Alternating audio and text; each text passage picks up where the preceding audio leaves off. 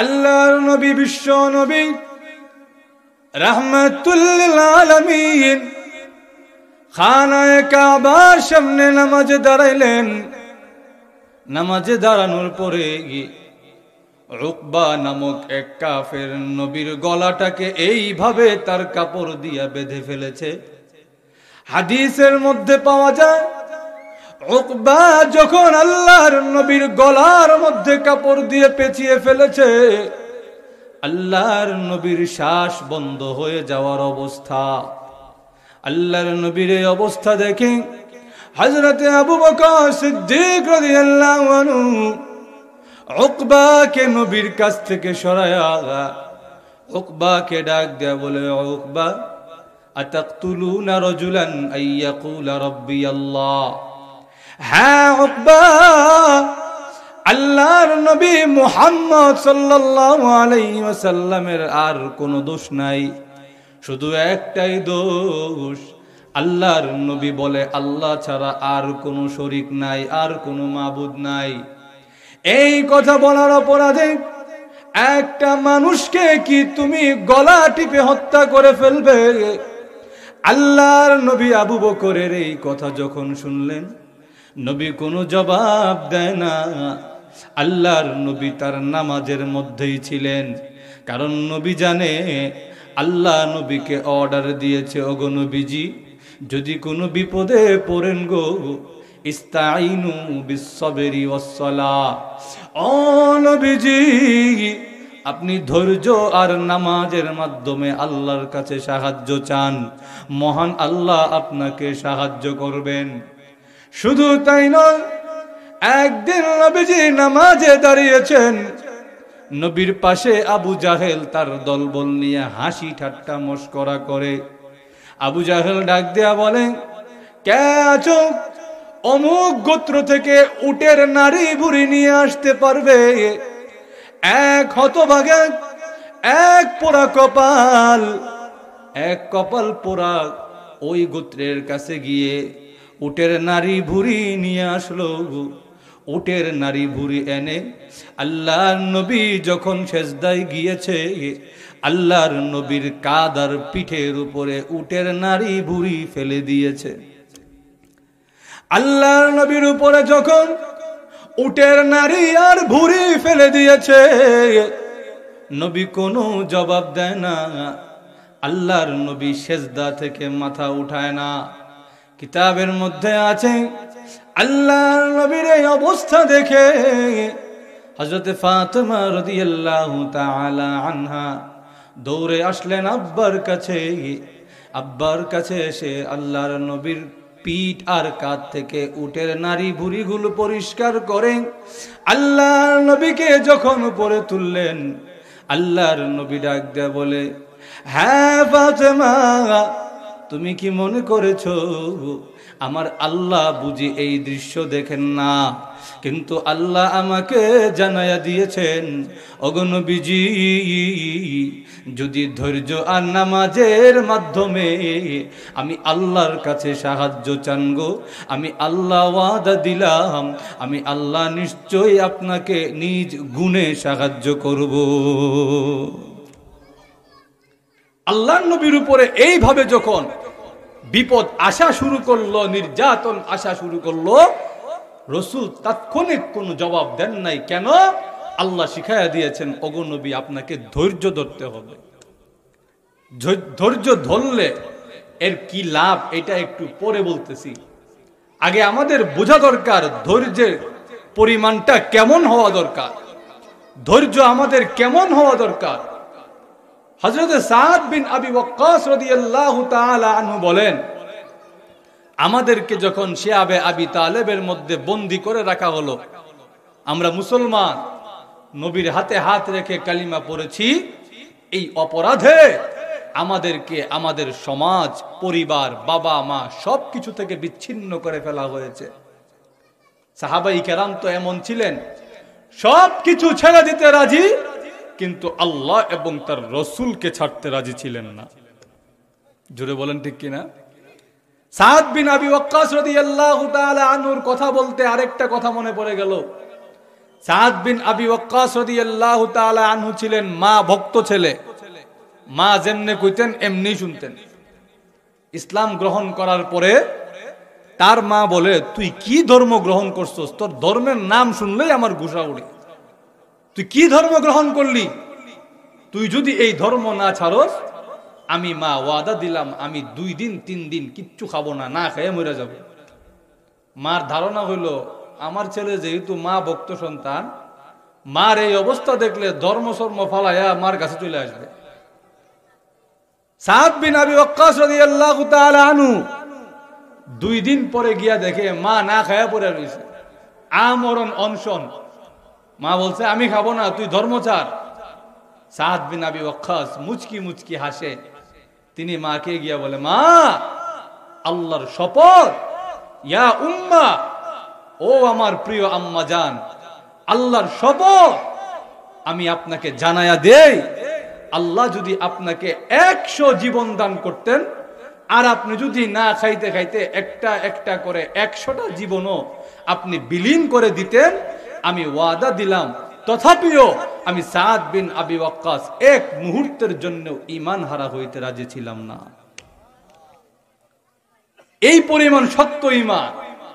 সাদ বিন আবি ওয়াক্কাস বলেন, আমাদেরকে যখন এইভাবে আমাদের পরিবার এবং সমাজ থেকে বিচ্ছিন্ন করে ফেলা হলো, আমরা শিয়াবে আবি তালেবে ঘাস লতা পাতা খেয়ে বেঁচেছিলাম। এমনও আছে আমাদের অনেক সাহাবীদের বকরির মতো মলত্যাগ হইতো। বকরি যেমন ফুটা ফুটা মলত্যাগ করে, আমাদেরও পেটের মধ্যে খাবার না যাইতে যাইতে আমাদেরও বকরির মতো মলত্যাগ হইতো। মল বুঝেননি আপনারা? হ্যাঁ, পায়খানা, মল ত্যাগ হইতো বকরির মতো। কিন্তু সাহাবাই কেরাম ধৈর্যের সবক আমাদেরকে শিখায়া গেছে, যদি এইভাবে ধৈর্য ধারণ করতে পারো, আল্লাহ ওয়াদা দিয়েছেন ইস্তাঈনু বিস-সাবরি ওয়াস-সালাহ ইন্নাল্লাহা মা'আস-সাবিরিন। যদি এইভাবে ধৈর্য ধারণ করে আল্লাহর কাছে সহযোগিতা সাহায্য কামনা করো, সাহায্য প্রার্থনা করো, আল্লাহ ওয়াদা দিয়েছেন আল্লাহ অবশ্যই ধৈর্যশীলদের সঙ্গে আছেন। এই জন্যে যেই কোনো বিপদ আপদ আসুক, ইসলামের শিক্ষা হলো ধৈর্য ধরো। ধৈর্য ধরলে একটা মানুষের মধ্যে শান্তি শৃঙ্খলা আসে। মাথা গরম হয়ে গেলে যখন যেটা মন চাই এটা কইরা, যদি বলেন ঠিক কিনা? মাথা গরম হয়ে দেখা যায় বাপ মার লগেও বেয়াদবি করে, মাথা গরম হয়ে বউরে তালাক দেলায়, এরপর হুজুরের কাছে গিয়া পাও ধরে কান্দে, হুজুর আমার বউরে ফিরাইয়া দেন। তো এর বউরে কি আর ফিরাই দিতে পারবো? হুজুরের এই ক্ষমতা আসেনি। যদি কেউ তালাক দিয়া দেয়, আল্লাহ রসুল বলছেন তালাকটা হলো আবগাদুল হালাল। তালাক দেওয়া হালাল, কিন্তু সবচেয়ে নিকৃষ্ট হালাল। এখন তালাকটা অনেকে কয় আমি তো রাগ কইরা না কইছি, আমি কেন মন থেকে কইছি। কিন্তু তালাক হলো এমন বন্দুকের গুলির মতো, বুলেটের মতো। আচ্ছা আপনি বলেন তো দেখি, আপনি যদি আমার একটা গুলি মেরা কোন, আমি তো রাগ করে চালাইছি, আমি কি মন থেকে দিছি, কোনো লাভ হবে? আরো জোরে, কোনো লাভ হবে না। হাসি তামাশা করে দিলেও কোনো লাভ হবে না, মেরা দিচ্ছেন আপনি। ঠিক তেমনি ভাবে তালাকটা হলো এমন, আপনি যদি মুখ দিয়ে একবার বলে ফেলেন তোকে তালাক দিয়া দিলাম, 1 তালাক হোক 3 তালাক হোক, যদি সংখ্যা উল্লেখ করে বলেন তালাক দিয়া দিলাম, তালাক পতিত হয়ে যাবে। এইবার হুজুরের পাও ধরে কানলেও আর লাভ হবে না। জোরে বলেন ঠিক কিনা? ইসলামের প্রত্যেকটা পরতে পরতে শাখায় শাখায় আমাদেরকে ধৈর্যের সবক শিখিয়েছে। ধৈর্য ধরলে কি ফায়দা? আল্লাহর নবী, বিশ্ব নবী রাহমাতুল লিল আলামিন ধৈর্য ধরেছিলেন। নবীর সাহাবীরা রাদিয়াল্লাহু আনহুম আজমাইন, উনারা ধৈর্য ধরেছিলেন।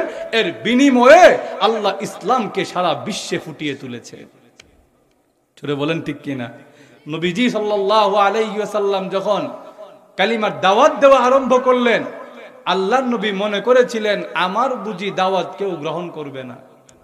সবাই যেইভাবে আমার বিরুদ্ধে লাগছে, আমার দাওয়াত কে গ্রহণ করবে? আমার উম্মত বুঝি কম হবে। আল্লাহর নবীর উম্মত কি কম না বেশি? আরো জোরে। আল্লাহর নবী, বিশ্ব নবী রাহমাতুল লিল আলামিন বলেন, সকল নবী রাসূলগণ তাদের উম্মত নিয়ে আমি নবীর সঙ্গে মুসাফা করতে এসেছিল।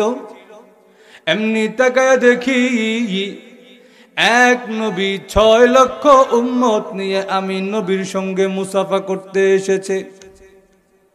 6 লক্ষ উম্মত দেখে আমি নবীর চেহারাটা মলিন হয়ে গেছে। প্রভু গো, আমি নবীর তো এত উম্মত হবে না। আল্লাহ রব্বুল আলামিন ডাক দিয়ে বলে, গো নবীজি, 6 লক্ষ উম্মত দেখে আপনি নবীর চেহারাটা মলিন হয়ে গেছে। আপনি নবীর উম্মত কত হবে জানেননি? আপনার মাথাটা একটু ডান দিকে ঘোরান। আল্লাহর নবী বলেন, আমি মাথাটা যখন ডান দিকে ঘোরালাম, এমনি তাকায়া দেখি শুধু মানুষ আর মানুষ। মানুষের ভিড়ের কারণে আমি নবীর ডান দিকের আসমান আর দেখা যায় না। আল্লাহ রব্বুল আলামিন ডাক দিয়ে বলে, গো নবীজি, আপনার মাথাটা একটু বাম দিকে ঘোরান। আল্লাহর রাসূল বলেন, আমি মাথাটা আমার বাম দিকে ঘোরালাম, তাকায়া দেখি শুধু মানুষ আর মানুষ। মানুষের ভিড়ের কারণে আমি নবীর বাম দিকের আসমান আর দেখা যায় না। আল্লাহ রব্বুল আলামিন ডাক দিয়ে বলে, গো নবীজি, আপনার মাথাটা একটু উপরের দিকে তুলেন। আল্লাহর রাসূল বলেন, মাথাটা যখন আমি উপরের দিকে তুললাম, উপরের দিকে এত মানুষ, মানুষের ভিড়ের কারণে উপরের দিকের আসমান আর দেখা যায় না। এইবার আল্লাহ রাব্বুল আলামিন ডাক দিয়ে বলে, ওগো নবীজি, 6 লক্ষ উম্মত দেখে আপনি নবীর চেহারাটা মলিন হয়ে গেছে, আর আপনার চতুর্দিকে যত মানুষ দেখেছেন গো, এই সব মানুষ হলো আপনি বিশ্ব নবীর উম্মত। আপনাকে আমি উম্মত দিয়ে খুশি করব। তো নবীর উম্মত তো কম নয়। এটা কেন? কারণ নবী ইসলামের শুরুর যুগে সবর আর ধৈর্যের মাধ্যমে আল্লাহর কাছে সাহায্য প্রার্থনা করেছে। এই জন্যে আল্লাহ বলেন, আমার কাছে সাহায্য চাইবা, 1 নম্বর মাধ্যম হলো বিসবরি, ধৈর্যের মাধ্যমে। 2 নম্বর ওয়াসসালা, আমার কাছে সাহায্য চাওয়ার 2 নম্বর পদ্ধতি মাধ্যম হলো নামাজ। নামাজ আমরা সবাই পড়িনি, আর একটু জোরে বলেন, আওয়াজ কম, কারণ সবাই পড়ি না।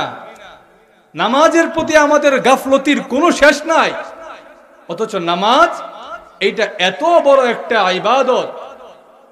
আল্লাহর রাসূল বলেন, বাইনার রাজুলি ওয়া বাইনাল কুফরি তারকুস সালাহ, একটা লোক আর কুফরের মাঝে পার্থক্য হলো নামাজ ছেড়ে দেওয়া। নামাজ ছেড়ে দিলে তার মাঝে আর কাফেরের মাঝে কোনো পার্থক্য নাই। নামাজ যদি পড়ে সে অবশ্যই মুমিন, কোনো সন্দেহ নাই। জোরে বলেন ঠিক কিনা?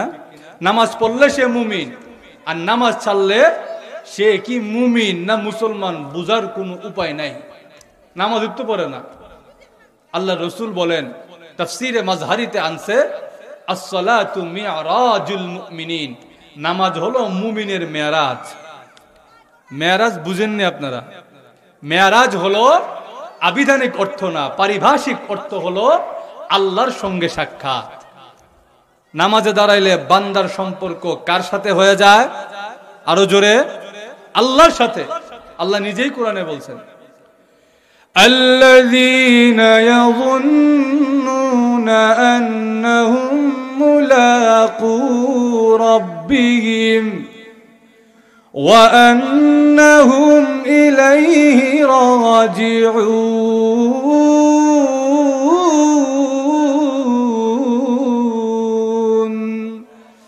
আল্লাহ রাব্বুল আলামিন বলেন, নামাজে যাদের মনটা খুশু খুজুর সহিত থাকে, নামাজের মধ্যে যাদের মনটা স্থির থাকে, আল্লাহর দিকে ধাবিত থাকে, এদের বৈশিষ্ট্য হলো ইয়াযুন্নুনা আন্নাহুম মুলাকু রাব্বিহিম, তারা এই কথা বিশ্বাস করে যে তাদের একদিন না একদিন তাদের রবের সঙ্গে সাক্ষাৎ হবে। আমাদের রবের সঙ্গে আমরা সাক্ষাৎ হইবনি? ইয়া আল্লাহ, ঘুমাই গেছেন কেন নাকি আপনারা? সাক্ষাৎ হইব কি হইব না? আরো জোরে, সাক্ষাৎ হবে, এবং আমাদেরকে আমাদের রবের কাছে ফিরিয়ে নেওয়া হবে। ওই দিন যদি আল্লাহ আমাদেরকে বলে, আমি তোরে এত নিয়ামত দিছিলাম, তুই নামাজটা পড়লি না কেন? কোনো জবাব আসেনি আপনাদের? আছে? কোনো জবাব নাই। এই জন্যে নামাজের মধ্যে যেই বান্দা দাঁড়ায় যাবে, নামাজের মধ্যে যেই বান্দা খুশু অবলম্বন করবে, ওই বান্দার সম্পর্ক সরাসরি আল্লাহর সঙ্গে হয়ে যায়। এই জন্য আল্লাহর নবী, বিশ্ব নবী রাহমাতুল লিল আলামিন নামাজের সালাম ফিরানোর সঙ্গে সঙ্গে 3 বার আস্তাগফিরুল্লাহ বলতেন। নামাজের সালাম শেষ সঙ্গে সঙ্গে আস্তাগফিরুল্লাহ, আস্তাগফিরুল্লাহ, আস্তাগফিরুল্লাহ। এর অর্থ হলো আমি আল্লাহর কাছে মাফ চাই। আমরা তো কইলাম নামাজ পড়ছি, মাফ চাইতাম কেন? জোরে বলেন ঠিক কিনা? নামাজ হইতো পড়ছি, গুনাহ তো করছি না, তো নামাজ পড়ছি মাফ চাইতাম কেন? এখানে আল্লাহর রাসূল শিখায়া গেছে নামাজের পরে মাফ চাওয়ার অর্থ হলো নামাজে যখন বান্দা দাঁড়ায়া যায় তখন আল্লাহ বান্দার প্রতি খুশি হয়ে যায়। আর আল্লাহ যখন খুশি হয়ে যায় ওই সময় তো মাফ চাওয়ার সময়। জোরে বলেন ঠিক কিনা? আর আল্লাহর মাফ যদি পাওয়া যায় আর আমাদের কোনো টেনশন নাই। এই জন্যে আরেক হাদিসের মধ্যে আসছে, আল্লাহর নবী, বিশ্ব নবী রাহমাতুল লিল আলামিন বলেন, বান্দা যখন শেষ রাত্রে গভীর রজনীতে সারা দুনিয়া ঘুমায় আর বান্দা জায়নামাজটা বিছায়া আল্লাহর আদালতে দরবারে হাজির হয়ে যায়, তখন আল্লাহ ওই বান্দাকে দেখে মুচকি মুচকি হাসে। ফেরেশতাদেরকে বলে, ও ফেরেশতারা, আমার বান্দা কি করে, আমরা কি করি আল্লাহ জানেনি। আরো জোরে, এরপরও জিজ্ঞেস করে কেন? ফেরেশতাদেরকে সাক্ষী রাখে, ও ফেরেশতারা, তোমরা তো বলছিলা এই মানুষ সৃষ্টি করলে এই মানুষগুলা জমিনের মধ্যে ফিতনা ফাসাদ তৈরি করবে, এই মানুষগুলা আমি আল্লাহর ইবাদত করবে না। তাকায়া দেখো সারা দুনিয়া ঘুমায় আর আমার বান্দা আমার দরবারে হাজির হয়ে গেছে। এই জন্য নামাজ এটা আল্লাহর কাছে বড় প্রিয়। আল্লাহর নবী, বিশ্ব নবী রাহমাতুল লিল আলামিন ডাক দিয়ে বলেন, as-salawatul khamsu wal jumu'atu ilal jumu'a mukaffiratun lima bainahunna idha jtunibatil kaba'ir। আল্লাহর নবী বলেন, 5 ওয়াক্ত নামাজ আর এক জুমা থেকে আরেক জুমা, এই সময়টার মধ্যে যদি কোনো বান্দা কবিরা গুনাহ না করে, আল্লাহর রাসূল বলেন ওই কবিরা গুনাহ না করার কারণে এই নামাজ থেকে আরেক নামাজের মাঝখানের সময়টাতে যদি কোনো বান্দা কবিরা গুনাহ না করে, আল্লাহর রাসূল বলেন আল্লাহ ওই বান্দার জিন্দেগীর গুনাহ মাফ করে দেয়। কত বড় সওয়াব, কত বড় সুসংবাদ আমাদের জন্য। অনেক লম্বা সময় না কিন্তু, ফজর থেকে জোহর, জোহর থেকে আসর, আসর থেকে মাগরিব, মাগরিব থেকে এশা, এই যে মাঝখানে যে গ্যাপটা, ফজরের নামাজ পড়লেন, জোহরের জামাত পড়া পর্যন্ত যদি কোনো কবিরা গুনাহ না করেন, জোহরের জামাত পড়লেন, আসরের জামাত পর্যন্ত যদি কোনো কবিরা গুনাহ না করেন, আসরের জামাত পড়লেন, মাগরিবের জামাত পর্যন্ত যদি কোনো কবিরা গুনাহ না করেন, মাগরিবের জামাত পড়লেন, এশারের জামাত পর্যন্ত যদি কোনো কবিরা গুনাহ না করেন, আল্লাহর রাসূল বলেন আল্লাহর ওই বান্দাকে আল্লাহ জিন্দেগীর গুনাহ মাফ করে দেয়। আর আল্লাহ যদি মাফ করে দেয় আমাদের আর কোনো টেনশন আসেনি। আরো জোরে, আল্লাহ তো আমরা মাফ করবার ওসিলা খুঁজে, আমরা না বুঝি না। আল্লাহ তো ওসিলা খুঁজে, কারণ আমরা যে গুনাহ করব এটা আল্লাহ জানেনি। আরো জোরে, জানে, জানে যে এটার প্রমাণ কি, যে আল্লাহ একটা নিজের একটা নাম রেখে দিছে গফুর, আল্লাহ ক্ষমাশীল। আল্লাহ জানে যে আমার বান্দাগুলা গুনাহ করবে, আমি যদি ক্ষমা না করি এদের আর যাওয়ার কোনো জায়গা নাই। এই জন্য আল্লাহ তার একটা নাম রাখছে গফুর, আল্লাহ ক্ষমাশীল, আল্লাহ ক্ষমা করতে ভালোবাসেন। এই জন্য আল্লাহর নবী, বিশ্ব নবী রাহমাতুল লিল আলামিন বলেন, আল্লাহ রাব্বুল আলামিন বান্দাকে ক্ষমা করতে ভালোবাসেন। এই জন্য বান্দা যখন আল্লাহর কাছে হাত তুলে কান্দে আর চোখের পানি ছেড়ে দেয়, আল্লাহর রাসূল বলেন কোন বান্দা যদি আল্লাহর ভয়ে চোখের পানি ছেড়ে কান্দে, আল্লাহ রাব্বুল আলামিন ওই বান্দাকে কিয়ামতের দিন কোনো শাস্তি দিবেন না। মান যাকারাল্লাহ ফাফাদাত আইনা হাত্তা ইউসিবাল আরদ লাম ইউআযযিবহু আল্লাহু ইয়াওমাল কিয়ামা।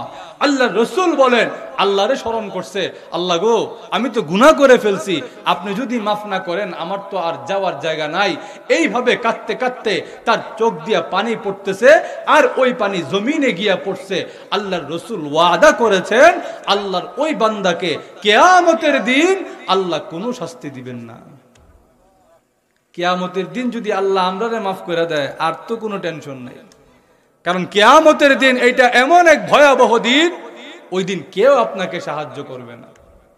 আপনার জন্মদাতা পিতা আর জন্মদাত্রী মা, যারা আপনাকে দুনিয়ার মুখ দেখাইছে, যারা ওসিলা, আল্লাহ তো দেখাইছে, যাদের মাধ্যমে আল্লাহ আপনাকে এই দুনিয়ার মুখ দেখাইছে, যাদের মাধ্যমে আল্লাহ আপনাকে এই ছোট্ট বাচ্চা থেকে বড় বৃদ্ধ বানাইছে, এই মানুষগুলাও কিয়ামতের দিন আপনাকে চিনবে না। আপনি যদি গিয়া বলেন আম্মা, আপনার আম্মা বলবে আমার এই আম্মা ডাকস খেতে, আমি তো বিয়েই বসি না দুনিয়াতে, আমার সন্তান কোত্থেকে আসছে? দুনিয়ার জীবনে দেখা যায় আব্বার কাছে গিয়া যদি বলি আব্বা আমার তো এত বড় একটা টেনশন, কিতা যে করতাম বুঝতেছি না, আব্বা কবে ফুটতে চিন্তা করস কেন, আমি আসি না নি? জোরে বলেন ঠিক কিনা?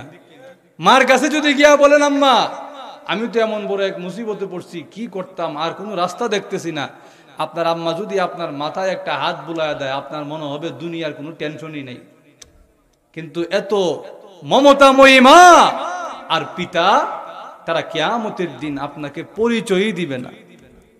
এক লোক, আল্লাহ রসুল নিজে বলতেছেন, এক লোক কিয়ামতের দিন হন্য হয়ে ঘুরতেছে যে কে আসো, আমারে একটা আমল দিবা, একটা আমল হইলেই আমি জান্নাতে চলে যাই, একটা আমল দাও।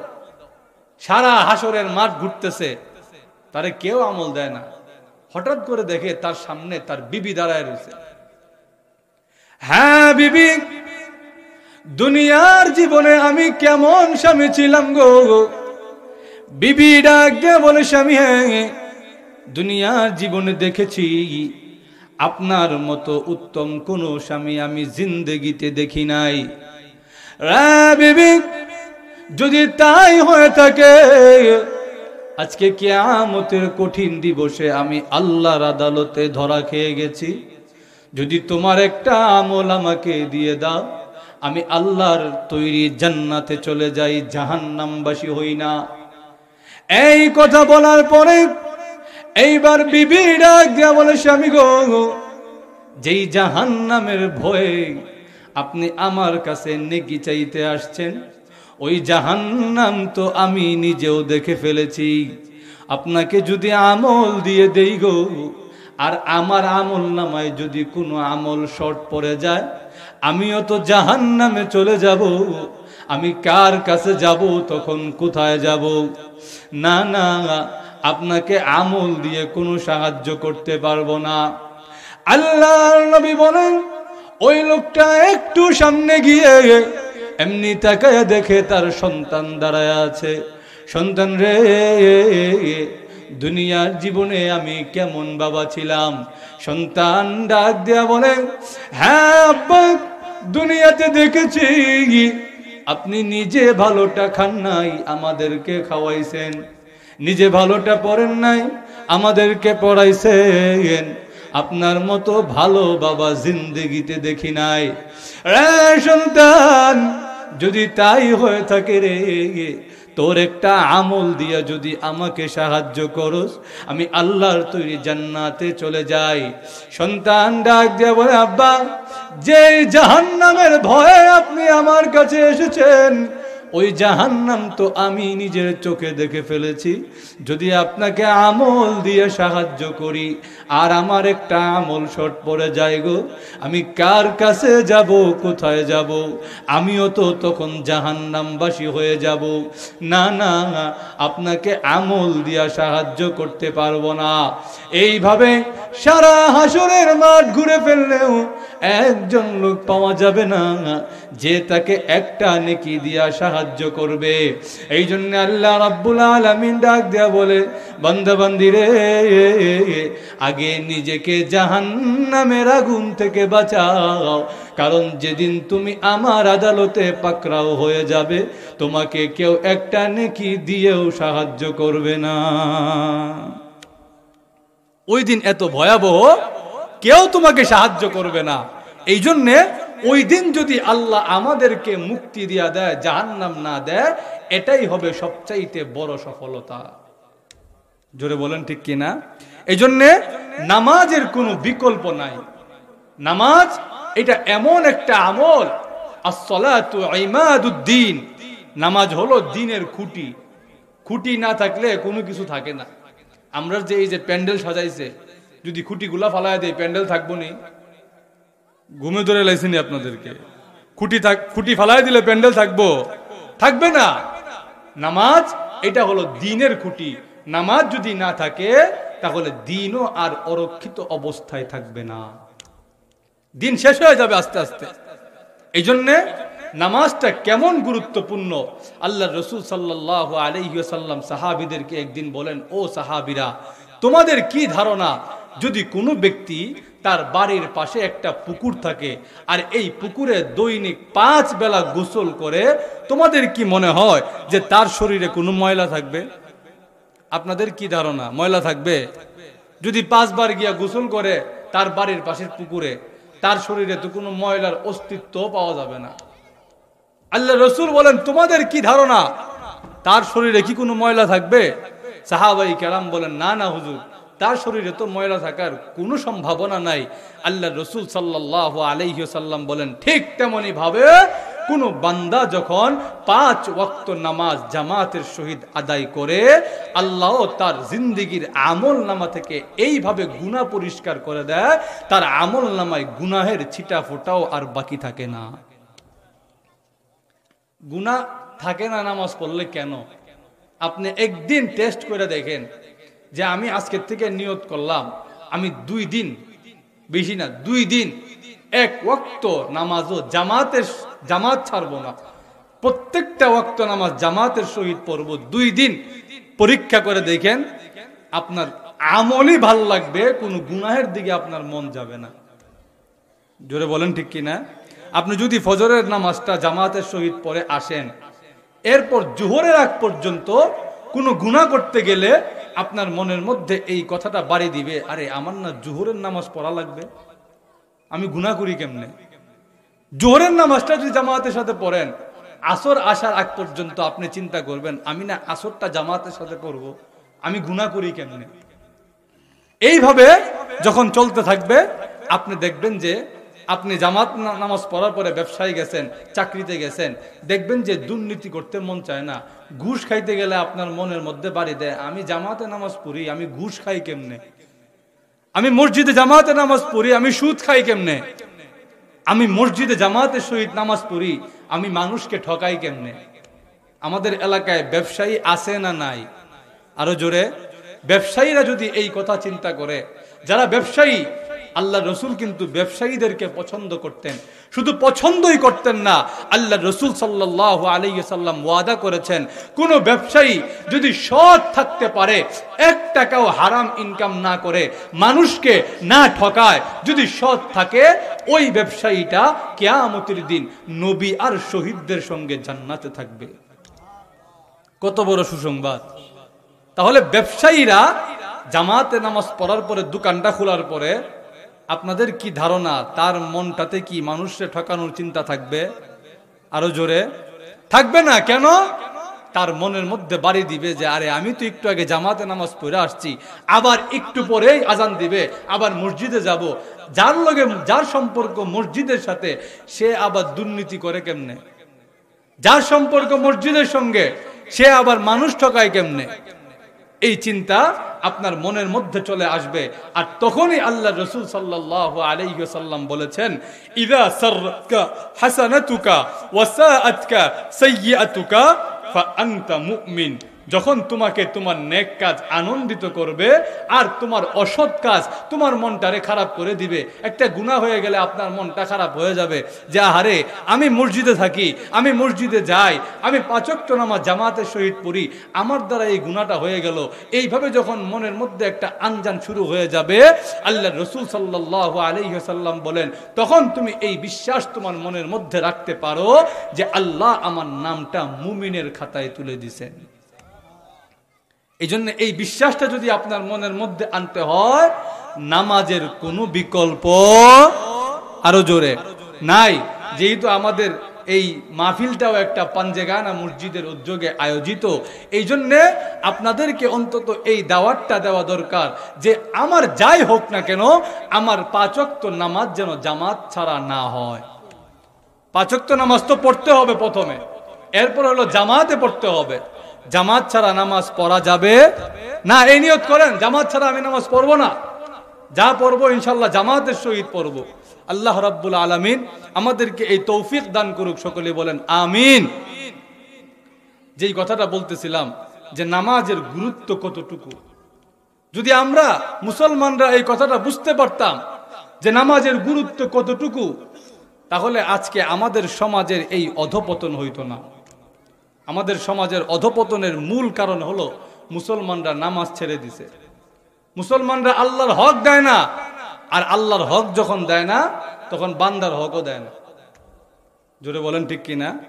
এই জন্যে সবচাইতে বড় বিষয় হচ্ছে ঈমান আনার পরে সবচাইতে গুরুত্বপূর্ণ বিষয় হচ্ছে আমার নামাজ ঠিক করে ফেলা। নামাজ ঠিক, ওই বান্দার সবকিছু এমনি এমনি ঠিক হয়ে যাবে। আল্লাহ বলেন ইন্নাস সালাতা তানহা আনিল ফাহশাই ওয়াল মুনকার, নামাজ তোমাকে ফাহেশা এবং খারাপ কাজ থেকে নামাজ তোমাকে বিরত রাখবে। কেমনে বিরত রাখবে এই কথাটা একটু আগে বুঝায় বলছি। নামাজ পড়লে আপনার মনের মধ্যে একটা পবিত্রতা সৃষ্টি হবে, একটা পবিত্রতা আপনি নিজের মধ্যে অনুভব করবেন। ওই পবিত্রতা আপনাকে গুনাহ করতে দিবে না। আল্লাহ রাব্বুল আলামিন আমাদের সবাইকে তৌফিক দান করুক, এই কথার উপরে আমল করার তৌফিক দান করুক। সকলে বলেন আমিন। ওয়া আখিরু দাওয়ানা আনিল হামদুলিল্লাহি রাব্বিল আলামিন।